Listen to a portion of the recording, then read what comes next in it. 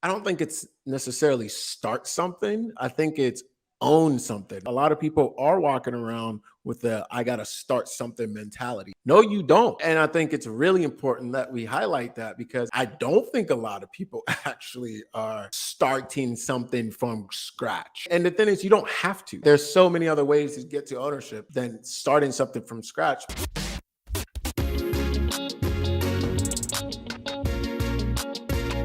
Welcome to the good life.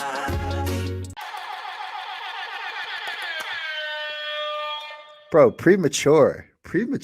Just give me a minute to get in before the burns. It's never premature. It's always on time. You keep believing that, but it was premature for show. Welcome everybody back to another episode of the Good Life Visual Audio Podcast. I'm one of your hosts, C Muzan. I got Kabi here in the building. Say what's up, Coach. There we go. Yeah, what up, though? That's right. How you doing, Mr. Chris Muzan? Life is good, man. Life is good. We made it to episode 111. This is episode 111. We were just talking off cameras. A lot of 111s coming up and a lot of 111s coming up in your life. But this is going to be another good one. Appreciate everybody that's been following, been rocking with us, been leaving some comments, been jumping on the workshops, the events that we've been hosting, leaving comments, like I said, engaging with us. We just appreciate you so much. Again, 111 episodes in. We hope that you guys are continuing to pick up things that you need, that we can continue to add value around health and wealth and the areas that we believe are the most important areas for getting you to that good life or that great life. So we appreciate everybody that's been following along. And we want to continue to do this. Again, we're already 111 episodes in. We got some guests coming up in the future for you guys. Some people that are going to be able to drop some more knowledge and give you some more insight on, again, the ways to continue to grow your health and wealth, your financial life. And as always, feel free to jump into our Facebook group. If you're not already currently in there, jump in there. We're giving you more access to us, more ability to answer your questions, dive in, really create the community around people that are thinking about designing the life that they want, and especially around their health and their wealth. So make sure you tap in with us, guys. We're super excited for this. How was your week, Kabi? You're on mute, though, just so you know. That's fantastic as well. Week was fantastic. We are, working on a few things on the business side. Just things coming together. It's exciting and shoot, yeah, ready to roll, man. Feel good. Awesome. How about you? Man, life is good. Like I said, things are well. Just we were talking off camera, just coming off of a couple of days of fasting. Came off 48 hours of fasting. That always, resets, jump starts kind of the body, gets the energy flowing again, even though last night, right on the tail end of that, the energy kind of dips a little bit. It's like I need to go to bed early, but hey, I'm here, broke with some fruit in the morning, feeling good.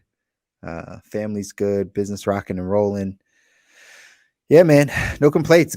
Getting excited for April. April's financial literacy month. So on our side, on the financial side, putting out a lot of content, having a lot of conversations. Remember when we were doing client stories? Remember like I don't know, episodes 60 through 70 something or 80 Somewhere something, in there. something like that. Yeah. We were doing client stories. I feel like I might want to bring that back out come April, because I'm going to be having a lot of these stories, client stories, things to talk about. Just the conversations go up in that month. So excited about that. But it's never a bad time to have a money conversation. Never a bad time to have a health conversation too. Spring's right around the corner, right? So I'm sure there's a lot of good stuff happening on your side. Yes, sir. As you know, we move in seasons. Spring is a great time. It's always a great time, but spring especially, right? It's a great time to sort of take out the trash. So quite frankly, I'm declaring spring a fasting season. Hey. And we're going to come in there strong, and we're putting out a lot of content around topic of fasting, etc. So pay attention to that. It's something that you want to do. We'll put out a comprehensive guide here pretty soon for how to start fasting.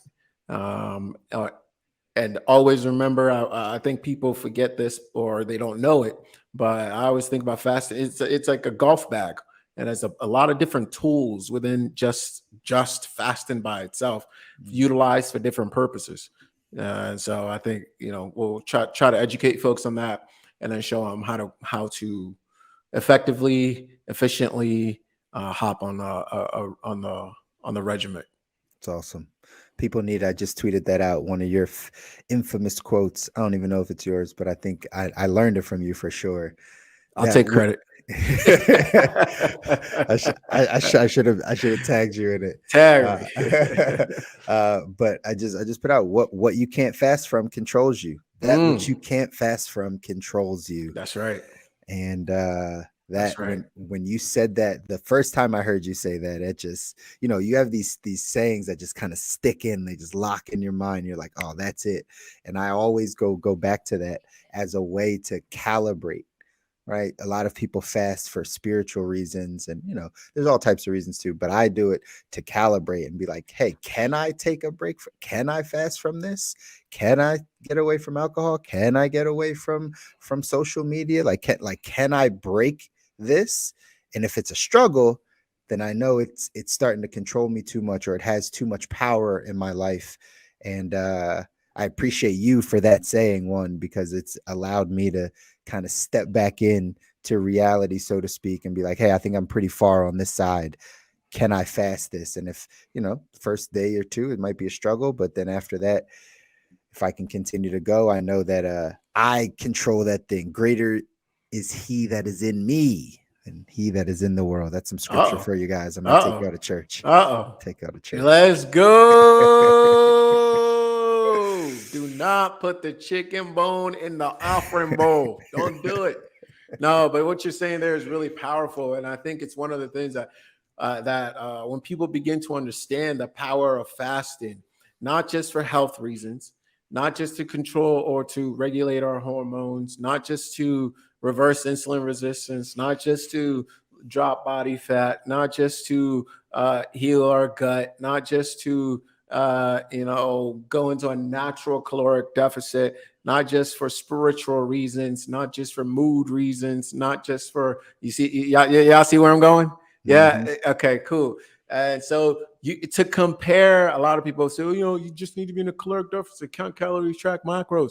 The thing is, that checks off maybe one of those things, which is weight management. Doesn't check off mood, hormones, spiritual, mental. It doesn't touch any of those things. So it's like, it's really honestly like comparing a scooter to a plane. All right. Mm-hmm. They're not the same thing. There is a totally different vehicle that you're getting on, and it takes you a lot further, faster. I love it. We are not the same. La Russell. That's your boy, La Russell. I am a Martian. Up there in the Bay. Welcome to the show, everybody. We're going to talk fasting, but first, let's dive into our 2x2. 2x2. That's right, guys. This is the segment of the show where we dive into some trending, some type of news. Both could be in myself. We're going to give you our 2 minutes on that. And today is a doozy. I don't know. Don't do it to him. I'm going to do it to him. Oh, now. It's wild. The topic is researchers at Michigan Tech University, U.S., have been awarded a $7.2 million grant to turn plastic waste into protein powder and lubricants. It says here, Michigan Tech University researchers have received this $7.2 million grant from the Defense Advanced Research Projects Agency, DARPA, to study this process of what they call pyrolysis. Pyrolysis. I don't even know how to say it, but what it says is pyrolysis is a chemical method through which the U.S. military wants to circularize its supply chains, basically transforming plastic waste into protein powders. It says that they're working here. The team is collaborating with regulators like the FDA, the Food and Drug Administration, to ensure product safety for human consumption. This project is called Bioprotein. That's what they're calling it. Bioprotein. And they're working with the FDA to make sure this is safe for human consumption. Could be, what are your thoughts of turning plastic into consumables? Go ahead and put a 111 in the chat if you can hear me right now. Is this thing on? Because this is hogwash. This is baloney. Baloney might be healthier than this. This is downright, I hate to do it, blasphemous, right? But this is like, let's get serious for a second here, right? We're looking at turning plastic. Just, if you have a science degree, good for you, but you don't need it for this. Plastic into protein. Hello? What degree do you need to know to have to know that even if we can do that, there might be issues in the future, right? And that's number one. Number two, let me point out that per year, correct? Check me if I'm wrong on this. I'm pretty sure I'm not. 119 billion pounds of food waste in the US alone. Hello? Why do we need to turn plastic into protein? Not food, protein, right? I want to emphasize protein here because people hear protein and they're just ready to just risk it all for Jesus. Like, I have no idea what's going. Where do you get your protein every day? Do you get your protein? Have you had your protein today? Right. So I just please read the book. Double speak. There's a lot of double speak in health. Protein is one of them. What I mean by that, we put protein out here, and you think it means one thing, but it actually means something different, and neither of those is actually what it is. Right? This is ridiculous. Absolutely ridiculous. We have too much food waste, right? We have too much agricultural waste. We have far too much like that we can do before we need to turn plastic into protein. Okay? Not just that. The simple fact that it's the U.S. military, DARPA, and U.S. Food and Drug Administration that are heading this makes me a little nervous. Just makes me nervous. Okay? I'm good. I'll have my real food, please. Thank you. Bye. Carry on. Just reading this, right? Just reading it. I have the same sentiments as you. Like, what's going on? I came from the food service industry, so that number of food waste is real. Like, I worked in so many places that just that's just like back of the house stuff people don't even really see. But like the amount of wasted food in our country is crazy. I mean, on the planet is crazy. It's crazy. So the fact that we're thinking about turning plastic into something that we can consume, into protein, into something that like people can eat is just, it boggles the mind. Now, I'll give the other side of it. Maybe this is specifically just for the military. Maybe, right? Again, giving them the benefit of the doubt here. Maybe this is, how they had to create certain things for NASA, because when you're in space and you're out, right? Like there's some different things you have to learn how to eat or to make sure like food stays good or safe or whatever the case is. NASA had to come up with some space food type stuff. Maybe our government just knows that like we're going to head to war and there could come a time where we're in another place and we don't have access to food. And maybe this is a solution to keep our troops healthy, to healthy enough, eating something. If they can't find actual food, maybe this is some form of a tactic to have an advantage over enemies. I don't know. I'll give them benefit of the doubt on this one, that it's being spearheaded by DARPA and the U.S. military, right? That this is a project. But man, from the money side, $7 million to turn plastic into food, like, better be like a real reason we're doing this, because otherwise, this is just, it's crazy. This is ludicrous. Like, I hope it is for a real reason and not just another wasted experiment like we've seen in so many other things. But My brother, listen, I'm gonna let you finish here in a minute, but I'm done. I don't care what the reason is. It's not a good idea.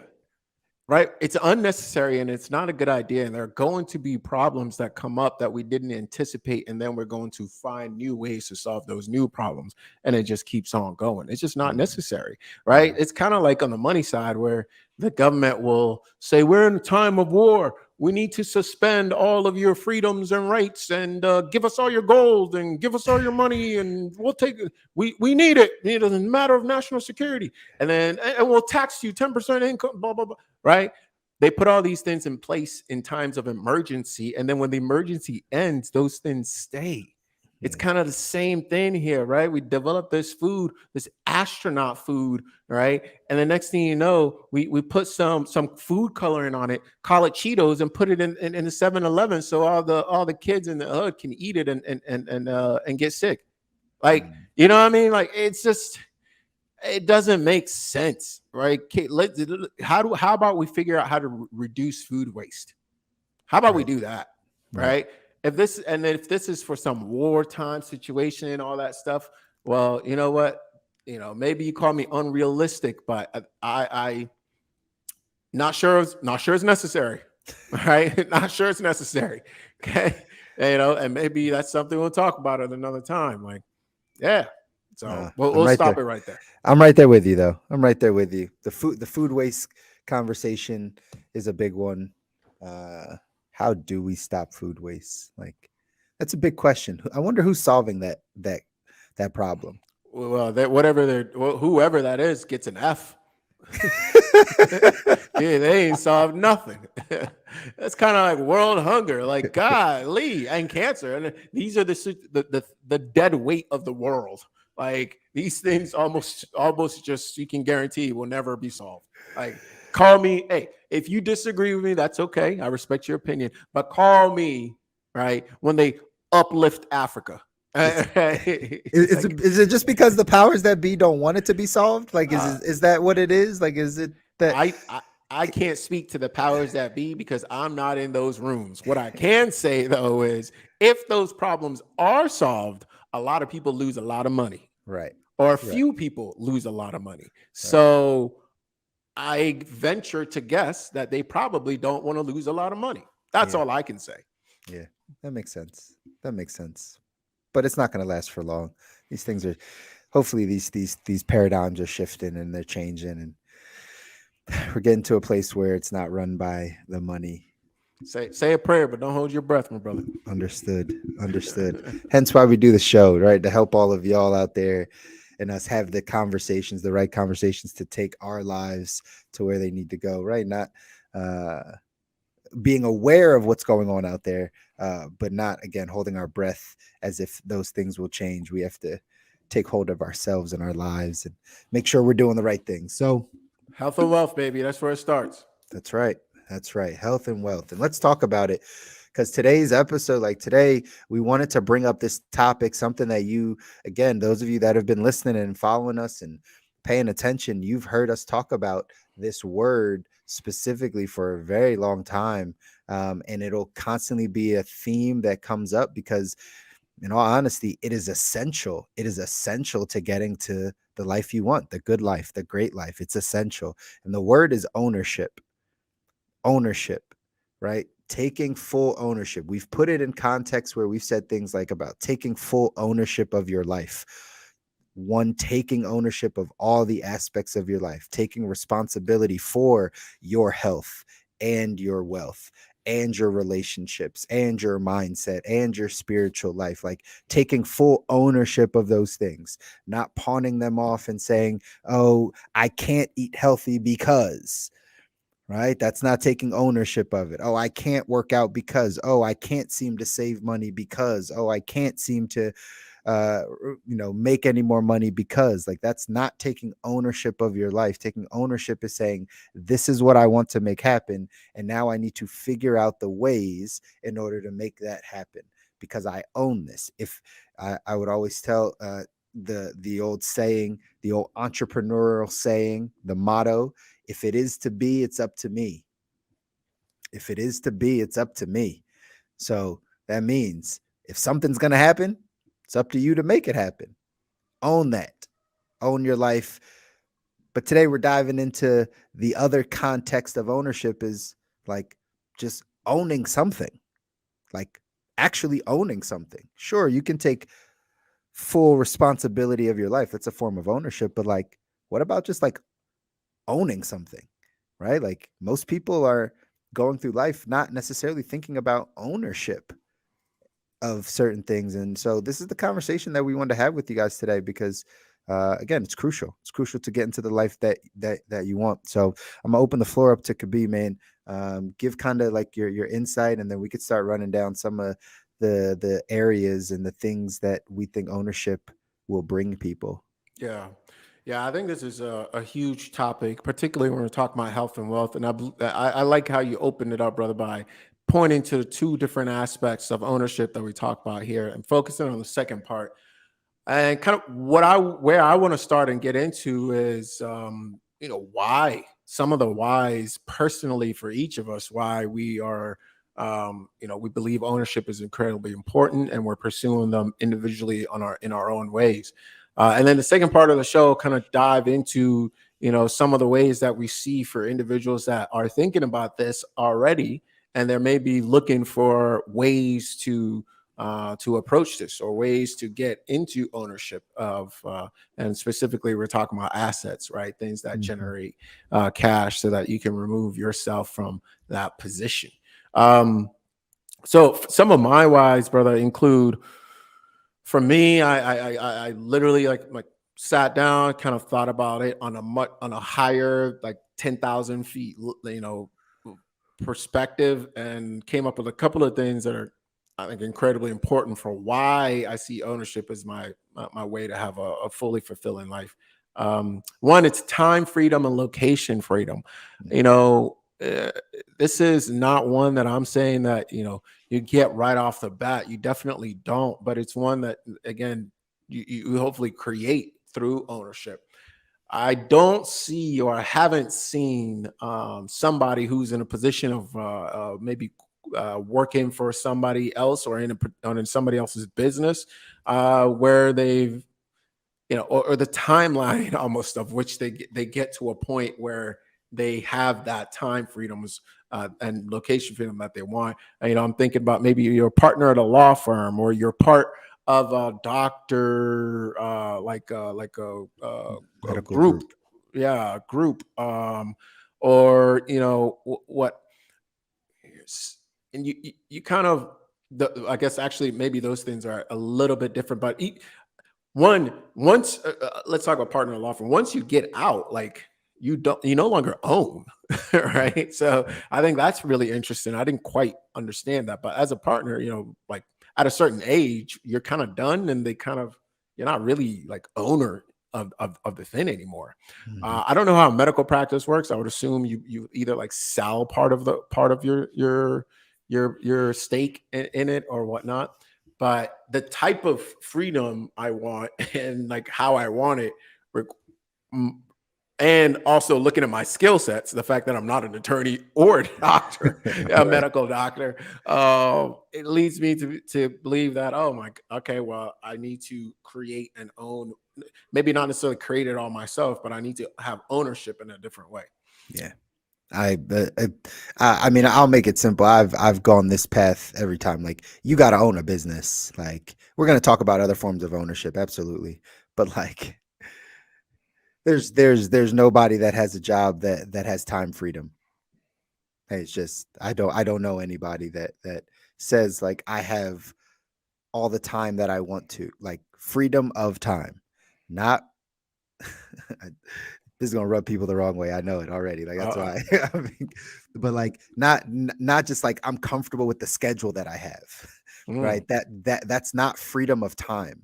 Don't turn Like it off. Come like back. like like when your job tells you when you cannot vacation, when you can see your kids, what time you have to wake up, when you get to leave, when you can go out and not, like, that is literally the opposite of time freedom, and that does not get better over time. If you continue to work at that job, at that place, it's going to you're going to be doing the same things. You're going to have the same limited amount of time that you always have had. And time freedom, just like for Kabi, is important to me and my family as well. And so somebody once told me this quote of like, you don't start a business because you have time. You start a business because you want time.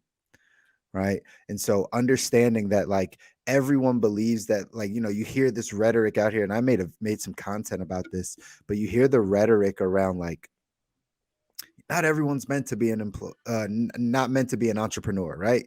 Not everyone can be an entrepreneur. And that is just like, for me, that's just like indoctrination around like what people feel like you should be. Because at the end of the day, entrepreneurship is about ownership. I tweeted this out too, that like ownership of your life, ownership of your income is what allows you to be a better entrepreneur. It's what allows you to create value from your skill sets. Just like Kabi said, like, if you're not going to go off and be a doctor or have some high paid position where you still won't get time freedom, right? It still won't be time freedom there. But like, using the God-given talents and abilities and skills that you do have and creating income around that will eventually, if done properly with education, right? Like, not like everyone can trip up. Like, there's people that aren't good at being at a job. You know what I mean? Like, there's people that just genuinely like aren't good at working. Like, they're not good at the job. They can't do an Excel spreadsheet. They're not good at answering the phone. They can't show up on time. They're always in trouble with the boss. Like, there's certain people that just aren't good. So they have to learn how to do that. Same thing as an entrepreneur. Same thing if people want time freedom. It's like, you got to learn how to own your time and own your income and actually continue to go down that path of learning and growing, because that's really the I don't want to say only, but that's, man, like the top way, in my opinion, of how you're going to get there to the point of time freedom. Outside of that, like, it's really tough to own all your time and have your 24 hours be your 24 hours. In the beginning, it's not that way anyway, but definitely is not that way by having a job for 30 years. Definitely not that way having a job for 40 years, right? There's no way to get there. So start a business, ladies and gentlemen. Start something. Yes. I know, Like, I know, I oh know, man, that I subject know, got real heavy real quick. But I yeah, no, know. that's the truth. That's the truth. What you're saying is the truth here. But I want to dive in a little bit deeper because, well, just for a second, and then we can move on. Because for me, I don't think it's necessarily start something. I think it's own something, right? Own So, something, yeah. right. So, but I think that's important to distinguish because a lot of people are walking around with the "I got to start something" mentality. No, you don't. And I think it's really important that we highlight that because I don't think a lot of people actually are like starting something from scratch, Right. right? You and the thing is, you don't have to, right? There's so many other ways to get to ownership than starting something from scratch. But everybody thinks you have to start something from scratch, or a lot of people I talk to, and they also think you're either like in a golden handcuff situation, like a doctor, lawyer, etc., or you are in. If you're not in a golden handcuff situation, then you're starting a venture backable business, right? They don't have that. There's texture to the conversation. There's lots of different ways to go about it, and that's why we're talking about this and what we want to dive into. Hopefully in this one, but if not, we're definitely going to do another episode on this because it is very important and applicable to a lot of people that are probably listening right now. So we talk about time freedom, and for me, location freedom is important as well. I just want that ability. And then 2 is obviously money freedom, right? Money freedom. Like I'm continuously talking to so many people who have found a way to build a business that generates 10, 20, 30, 40, $50,000 a month. And it just blows my mind that that's even like there's so many people doing it. Like, it's not just like a random, and some of these people, a lot of these people are definitely, there's some things they have in common. Like not many of them are college, are making money strictly off of their degree, right? Not many of them, all of them started a business of some sorts, right? Whether it's from scratch or they bought a framework and ran with it or something of that nature. And we'll talk about that a little bit more. But for me, I just, in seeing that and noticing that pattern, I knew, and I'll say all the way, probably since I was young, it's clarified over the years. But I'll say definitely in high school, I used to work with a contractor after school. He worked for 2 developers who were buying property in downtown area of Richmond, Virginia, and were renovating. And I would work for them during the summers. And he would, pull me aside during lunch and whatnot, and we would have conversations about business. He eventually went on to actually separate from that company and start his own, and then he's doing really well right now. But he was the first person to introduce me to Rich Dad Poor Dad and really like draw my attention to this, and to set me on the path of like, oh, and now we're calling it ownership. Back then, I had a feeling. I didn't really know, right? But I thought real estate was the way to go. But the truth is, there's multiple ways to go. Multiple ways to go, and that's what we'll talk about. But for me, again, my next point, bro, is money freedom.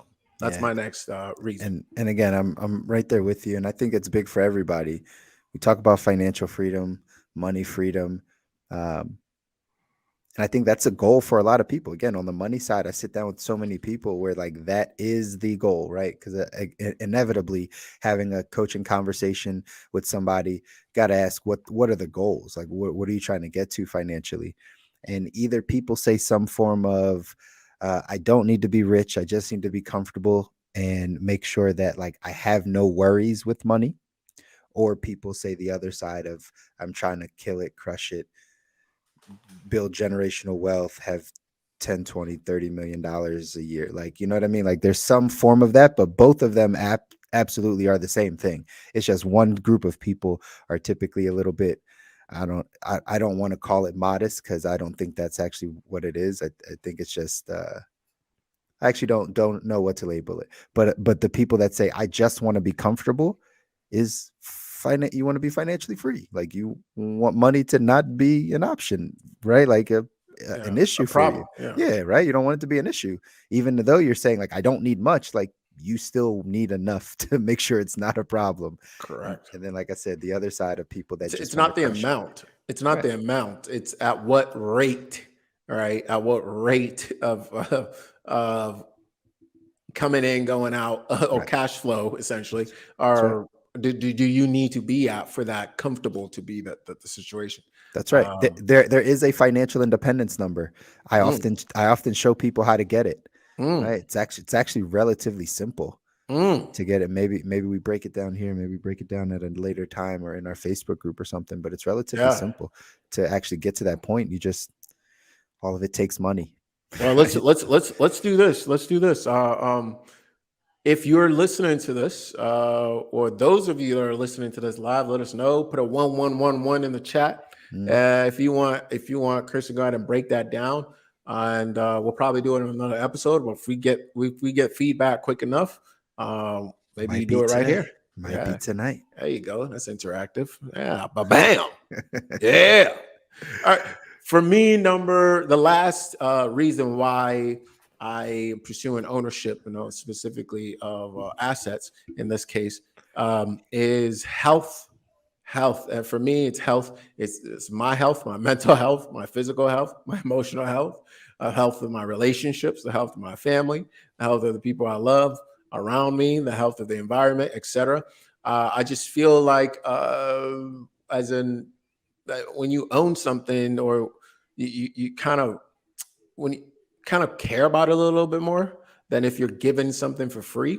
And I think through entrepreneurship, it can actually be a very uh, spiritual activity, in the Mhm. sense of like you're solving a true problem, right? Not a fake problem with a fake solution.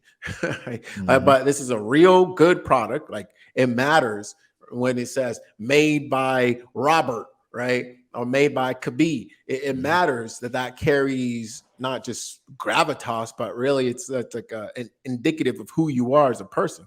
And used to be the case. We talk about this all the time, or at least I think about this all the time, where you look at, for example, like craftsmanship, right? Mhm. Where, Mhm. where, where we're always talking about like normal cars used to be better. Now you got to spend so much money to get a good car, and basic cars are somebody that knows Crap. cars was telling me about this. Yeah. I don't The know crap. cars, but Yeah. right. So yeah, that's what I hear from people that know cars. Same thing with food, right? We need 5 apples today to get the same nutritional value of one apple in 1976 or something. Look it up, right? But it's just like, whoa, what's happened to quality? And I think that's rooted in the moral sort of demise, if you will, of the entrepreneur, right? In that Mm. the quality of entrepreneurs are getting worse. Like, they Mhm. don't care as much. They don't put as much. There's not as much value in what they produce, right? They care to the point of like the top and bottom line, but not to the point of like what is the energy that this carries, Right. right? And believing that that's gonna, So I think it's important in that sense that we get more people more into ownership that care. And I mean, look at, for example, a real life example. We always talk about corporate athletes, so let's look at sports, right? Let's look at the NFL, and like the huge gap between what they say they care about and their actions that demonstrate what they care about, right? We Mhm. care about women. Oh, but if you're really good at football and you beat up on your wife and blah blah blah blah blah, you're really good at football, so you're okay, right? If you're not good, we'll cut you. Right? Like, it is, we all see it all the time. Like, even like companies and race, right? It's like, you know, and they come up things happen, right? Everybody goes outrage, and then they march up. Either if they're really good, they march up the CEO, but most of the time they march up the highest black person, or the highest whatever person of color they can put out there and not Right. offend people too much. And they come up like reading a hostage note. We here at BBC and Incorporated, we sure do love black people. What's this? What's this here? Oh, we love all people, and we want y'all to know that. Hey, what's this right here? We want y'all to know that go black people. Like, it's like, come on, man. We can't all see through that nonsense, right? But that's what I'm talking about, like the decrease in value, right? Yeah. And that comes from having people in ownership, owners of the team, C-level people who care, right? Beyond just how it affects the statistics, right? Yeah. But actually how it affects people. That's good. I don't know how do we get there. I don't know how the tied into health, Oh yeah, but yeah, but yeah, but yeah. but Yeah, but I understand. yeah. It ties in, bro. It ties in. It It ties all in. tied like It's the again. health of our society, bro. I Yeah, believe it's tied to the quality of entrepreneurs and people who are in ownership. quality. Like that's actually the real conversation there. It's about quality and where, right? What we are perceiving as quality, and obviously I agree with you. Quality has diminished in a lot of these areas, especially if we do tie it to health, right? Quality of food, quality of the food that we eat or that we actually have access to. That's why, Quality of like, our money, that's right. Quality of our literally money.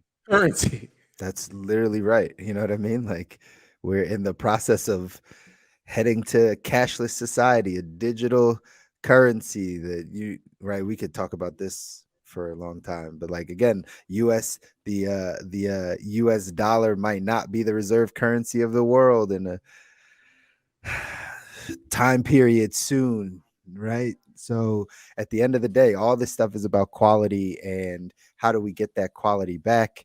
Again, you hit the nail on the head. It's with ownership, and the people that are owning this stuff that we set a precedence, or the people set a precedence for owning and setting the standard for what quality looks like. Even in entrepreneurship, owning a business, what is your business stand for? The quality of your business, like you said, not just the bottom line of things, but really like, what does this stand for? What does this mean? What value are you adding?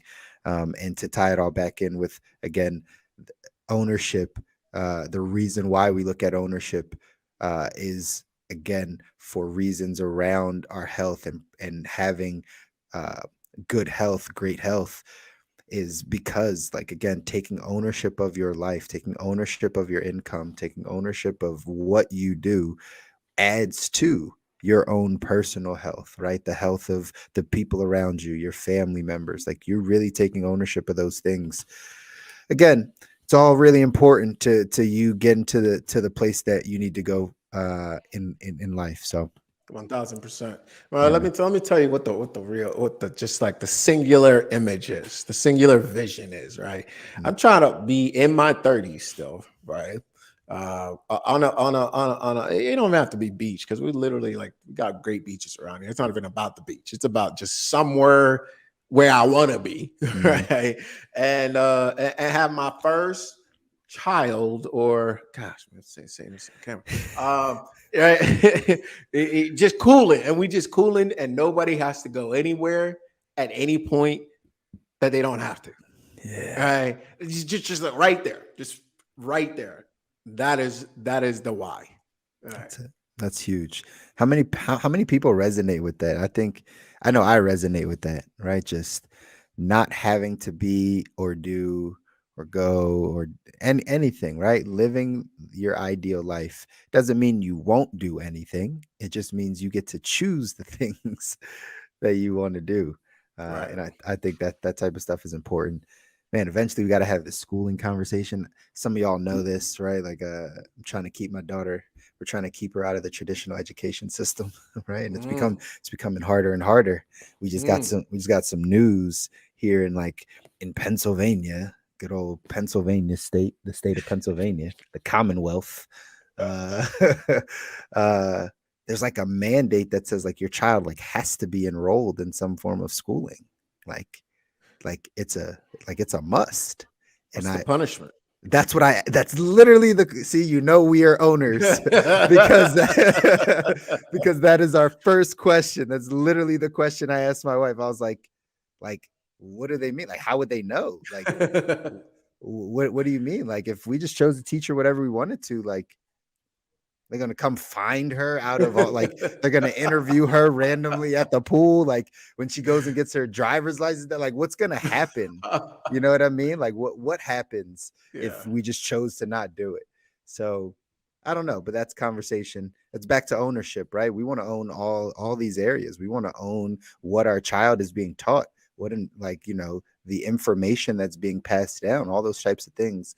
Like, that's just taking ownership of our children's learning, Mm. right? We've given that power away to the state, to the public school system, to the private school system, to the charter schools, whatever. Like, you just give that power away of like, yes, go teach my child and bring him or her back to me smarter or better off or with better skill. Like, no. How about no? How about we own that part too?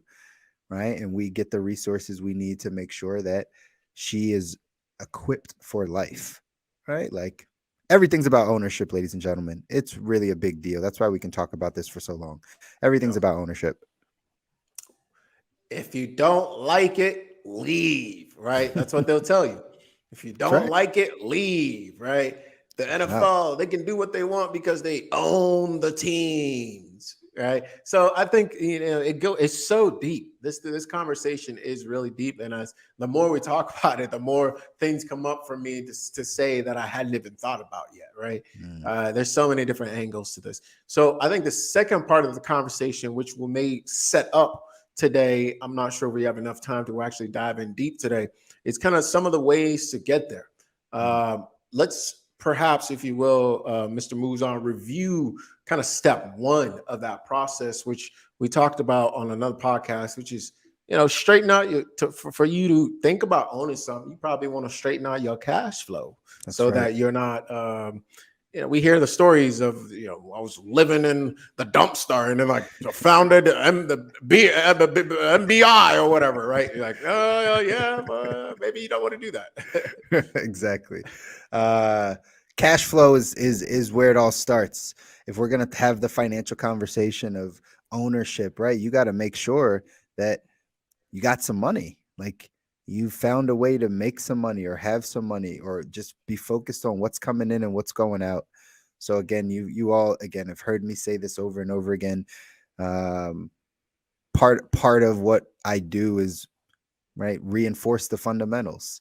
I was always told that as a good leader and as a good coach, right, like, you have a philosophy and you kind of stick to it, and it becomes the thing over and over again that you drill into people. And for us, it's just literally about the fundamentals. What's coming in, what's going out? Do you understand where there are small leaks in your financial boat? If so, plug them up. If you don't know, start to track it, start to take a look at it. And then the top end of cash flow, which is, you got to know what you're bringing in and go make more of it.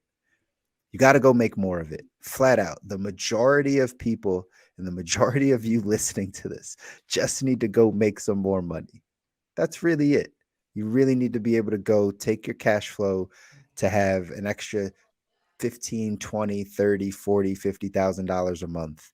And then we can start talking about all the other things that we want to go do. Now, that being said, also, if you think of foundation, and we talk about having short-term, midterm, and long-term kind of savings, having a short-term emergency fund, everyone knows, right? You need 6 months of income set aside. That's just emergency. That's just, hey, just in case something happens, I need some cash. It's liquid. It's there. Cool. Then you got some money that's growing long term. People like to use the stock market for that. You don't have to, right? But someplace you should be getting some interest is always going to be a good thing. And then you're going to have this pile of midterm cash, this money that's set aside that then you can use to, in my opinion, go start a business. And if it's not starting a business, I know could be said this also, right? It's about investing in a business to have ownership. Businesses, ladies and gentlemen, and the reason why I can't get off this topic, like, people love real estate. I understand it, right? There's a lot of information out. There's a lot of education around real estate. There's a lot of gurus that talk about real estate. We all know somebody that owns a house or has a second property or has a third property or whatever the case is, or has a little land. I get it that it's super common. But the statistic actually is 85% of wealthy people's assets are in equities, which is ownership of businesses, whether it's in the stock market, whether it's venture funding, private equity, ownership of their own personal businesses, right? LLCs, S corps, C corps, entities, those types of things. 85% of wealth is in equities, right?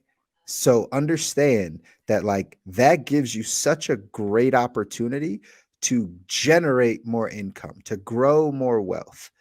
And so Kabir had said it before, you don't have to necessarily start something, but you got to understand that asset class enough to understand, you know what? Maybe I could buy a pre-existing business and upgrade the systems. Maybe I could partner with somebody who has the ideas and I have the capital and I like their idea, right? Maybe there is a way to pool your money together and get behind a business that a bunch of you think about, but you all can set up roles so one person is not doing all of the work. there's a few different ways to really go about it. And I know could be you had said, right? Like talk about like texture and just kind of like, you don't have to start it all from the ground up. It doesn't have to be some venture backed business where you're going into, right, your seed rounds and right, trying to raise 10 million, 20 million, 30 million to build it. Like there's a large opportunity in the middle of that says, you know what? I have $15,000, $20,000. I have $30,000, $40,000, and I want ownership of this business, of this idea, of this thing that I understand. And there's power in that. And I think that's where people should explore a bit more. I think that's huge, man. That's huge because now we start to get into the second part of that, or the second part of our entire conversation, which is some of the ways to do that. We have to start with what you just discussed, Mr. Muzan, because it's the foundation. I think a lot of people skip that step. And that's why we have to slow down, right? And get into the nitty gritties of it. So now that we've established the step number one, once you are in that place, now, correct me if I'm wrong, but you're not necessarily saying you need to already be a millionaire or whatnot to start something or get into something or start something, right? Correct. Right. Like you can be making an modest, an average salary, whatever the case is.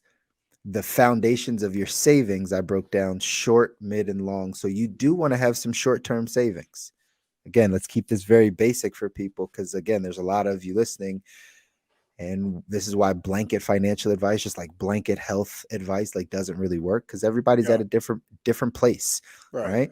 So there's some of you out there that don't have minimum 3 months of your income set aside. Now you'll hear some gurus say expenses. I say income. Here's why.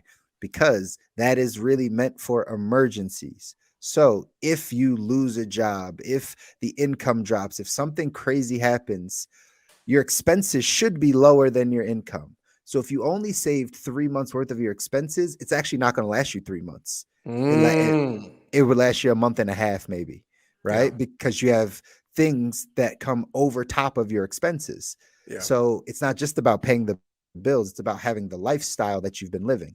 So if you can get 3 to 6 months worth of your income, well, you know what to do with your income. And you could always lower the expenses a little bit, and you would have that would last you for that 3, 4, 5, 6 months if you did save that amount. So I'll always tell you it should be that 6 months worth of your income set aside. That is emergency money, right? I see it happen a lot. And again, this is the beginning stages of it, but I see it happen all the time that we'll only save emergency money and then deplete all of the emergency money for the investment, right? And we'll go back to now not having anything in savings. Technically, when you're in the position to start really doing midterm investments, 2 to 10 year investments, that's really where wealth is built. And the reason why we say 2 to 10 year investments, of course, there's long-term things that you hold on to for a very long time, but a 2 to 10 year investment, a midterm investment is really more like something that you're evaluating again every few years. Every 4 or 5 years, you're looking at it like, okay, is this the height of the market? Should I sell now? Should I move to this asset class? Okay, what is this business going to do in 5 years? Okay, is it time to sell? Is it time to reinvest somewhere?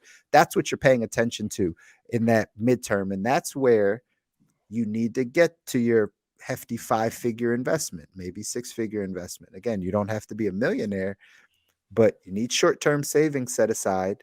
It would be nice to do some long-term, some 401k, IRA, SEP IRA, cash value life insurance things to make sure that you're growing something over your 15, 20-year nest egg, just in case shit hits the fan. You know what I mean? Like, you never know. Like, all your investments could go to crap. So it's good to have something. But that midterm is when you have 10, 15, 20, 40, $70,000 and you make a bet on something that you know. And that doesn't have to be you starting it. It can just be that now you're investing in something in that asset class to get that ownership. But foundationally, you got to have short-term money set aside before you even play in this realm and start having these conversations. And most importantly, in cash flow, you got to make sure immediately you're spending less than you make, because there's some people out there that their income is lower than their expenses are higher than their income. Right? They're making $8,000 a month and they're spending $8,500 a month, and their credit cards keep running up, going up and down. So that becomes the basics of it before we can even dive into this ownership side. Yeah. I think that's so important, bro, that I actually don't think we should move beyond that in this show. I think we should do a whole nother show on like what happens after that, right? What happens after you've established cash flow? What happens when you're in that midterm investment phase and you're looking to make a next move? Maybe that is the conversation we have next time.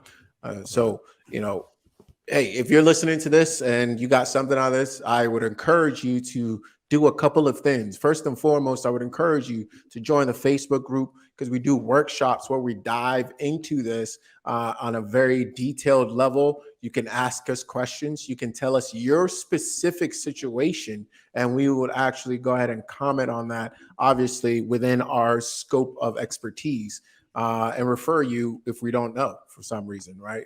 And the number two is, what I want you to do is go ahead and send this episode to somebody that you know is trying to level up, right? Somebody that you know is serious this year. It's like their nose to the grind.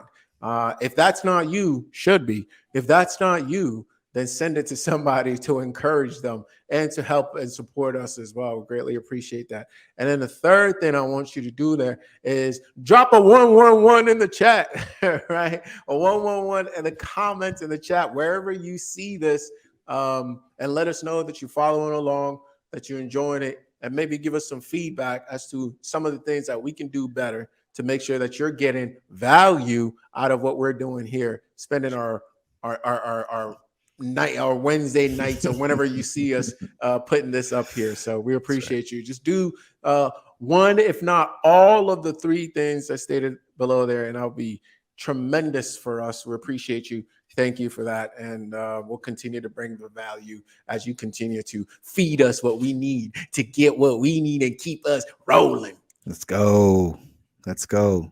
It's a good show. I can't wait to get back and finish up this conversation. It's going to be a good one, guys. So continue to engage, continue to lock in. And until next time, whatever Kabir was just doing. Ownership, man. We can dance a little bit. Until next time. Peace. Later, y'all.